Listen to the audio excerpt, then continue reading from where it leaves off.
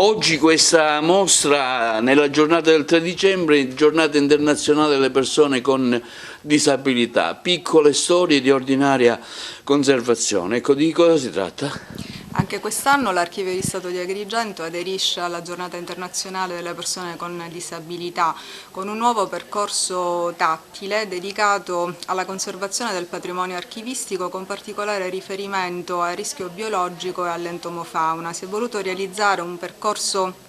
tattile che illustri quelle che sono le principali problematiche che si possono verificare nei depositi archivistici e che riguardano appunto il rischio biologico. Un percorso studiato nell'ottica dell'inclusione che consente l'integrazione di più canali di comunicazione dalla vista al tatto ed è proprio la fruizione tattile che caratterizza il percorso sia con la possibilità di fruire dei contenuti attraverso le schede Braille sia con la possibilità di toccare con mano le miniature che abbiamo realizzato e che riproducono la nostra scaffalatura archivistica e anche quelle che sono le strutture di conservazione della documentazione.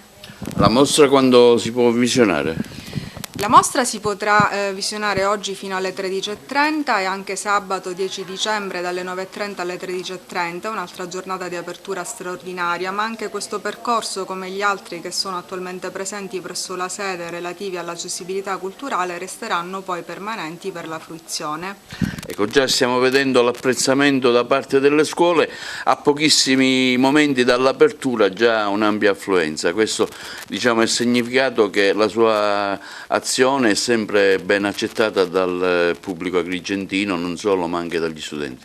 Ci fa sempre piacere avere la presenza delle scuole perché naturalmente questi percorsi rientrano anche in quella che è la nostra programmazione dell'offerta formativa e dei percorsi relativi all'educazione al patrimonio. In questo momento sono tra l'altro presenti gli studenti dell'Istituto Comprensivo Pirandello di Porto Empedocle perché oggi in occasione di questa giornata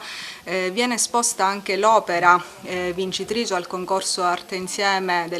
quindi della Biennale Arte Insieme, un concorso che ha visto appunto premiati come vincitori proprio gli studenti dell'Istituto Comprensivo Pirandello. Allora, ci descrive un po' quest'opera che avete esposto? Allora, quest'opera realizzata appunto dalla classe terza A dell'Istituto Comprensivo Pirandello di Porto Empedocle ha vinto il primo premio al concorso Anime Animali della Biennale Arte Insieme, un'opera ispirata all'Archivio di Stato di Agrigento che riproduce una scaffalatura e un pesciolino d'argento realizzato con la tecnica del cracking art che era appunto il tema conduttore del concorso della Biennale Arte Insieme rivolto alle scuole. Professoressa, una coincidenza molto bella, molto particolare, oggi in occasione della giornata della disabilità in questa mostra dell'Archivio di Stato c'è anche inserito, incastonato il vostro premio, diciamo, sicuramente una bella affermazione anche per la vostra scuola, per i ragazzi che già diciamo, possono essere anche contenti, no?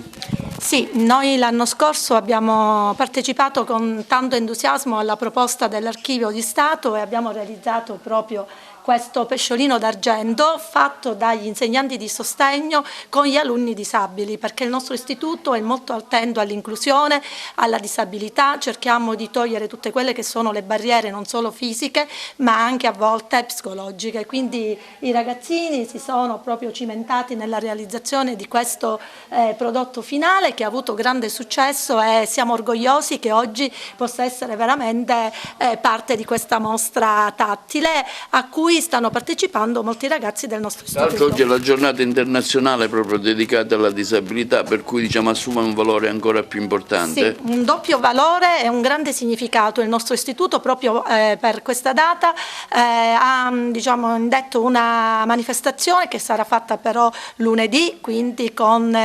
tutto il personale docente e gli insegnanti di sostegno e anche grandi ospiti che praticamente ci parleranno di questa giornata.